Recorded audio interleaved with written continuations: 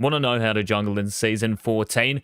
Well, you've come to the right video. The first big change to be aware of is the introduction of the Voidgrubs. Belveth's kids, mate. These grubs spawn at 5 minutes, and there are 3 of them. Now, you only get 30 gold per grub, but the key point here is that when you take the first one, you get over 300 experience for it. And if you take the next 2, you get 75 experience each. So that means if you kill all 3 of them, you get over 450 experience. This will almost take you from level 4 to level 5 and get you close to level 6 if you're already level 5. This can be huge on level 6 champions like Nocturne, Rengar, Evelyn. So if you can take the grubs, it's very snowbally from an experience standpoint. Junglers with area of effect damage excel at taking the grubs because the big grubs spawn a bunch of baby ones that charge at you. So if you're playing Fiddlestick, Zyra, Hecarim, Lilia, or a jungler with the new Tiamat, you will not break a sweat. But let's say you're a Chad like me who plays Lethality Shaco with the new Lethality items, and you don't want to waste gold on an item like Tiamat that tickles enemy champions. What do?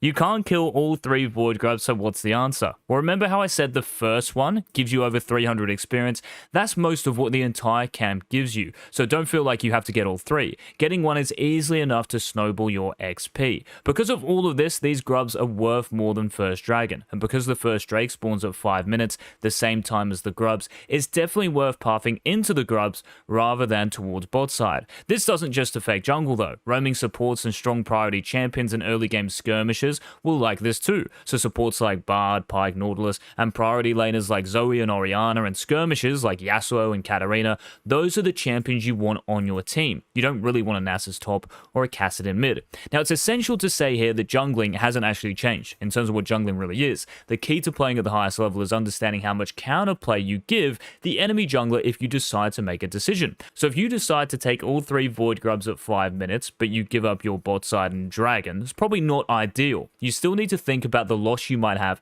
if the enemy team has vision of you doing the grubs, or when they get told by the announcer that you have just taken the grubs. They will immediately think of doing something bot side of the map. So trying to path from bot to top around 5 minutes is arguably the best pathing out there at the moment. So let's think of a typical game you might play. And I'm not considering lanes here, this is just purely for the Voidgrubs. You start bot side, you clear your buff and 2 camps and hit level 3, and let's just say there are no kills because everyone is full HP and chilling. So you clear your top side buff and the 2 adjacent camps, and then the top crab. If the enemy jungler is doing the same and your laners can't help you contest the scuttle, then you can always rotate to the bot crab knowing the top one is gone. Then you recall after either crab, and you simply clear your respawning bot camps, and guess what? You're pathing into Voidgrubs at 5 minutes. Please note though that if you are red side, you will be level 5 after clearing Gromp and Wolves again, and if you're blue side, you will only be level 4 after clearing Krugs and Raptors. Gromp and Wolves just give you more experience than Krugs and Raptors, so please remember this. Now, if you're in a game where your top and mid are losing and the enemy jungler has picked up 3 kills despite you pinging them the entire game,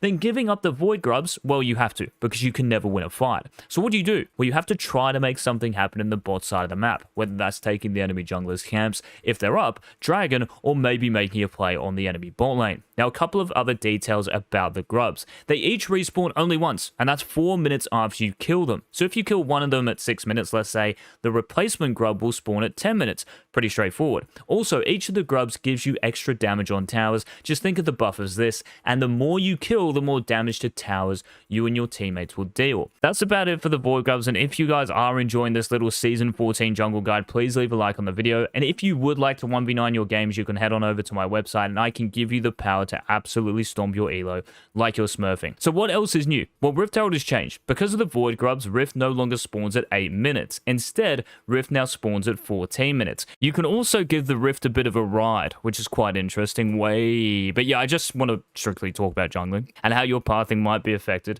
This doesn't change anything, of course. So 5 minutes is even more of an important timer because you have Dragon and now the Voidgrubs, and at 14 minutes, it represents not only tower plates falling, but also the new Rift. So what else? Well, in terms of jungling, that's legit it in terms of resources. And if you guys do want a video on you ganking paths because of the new map or any video in particular, please let me know in the comments. Thank you so much for watching the video. Don't be shy, bye.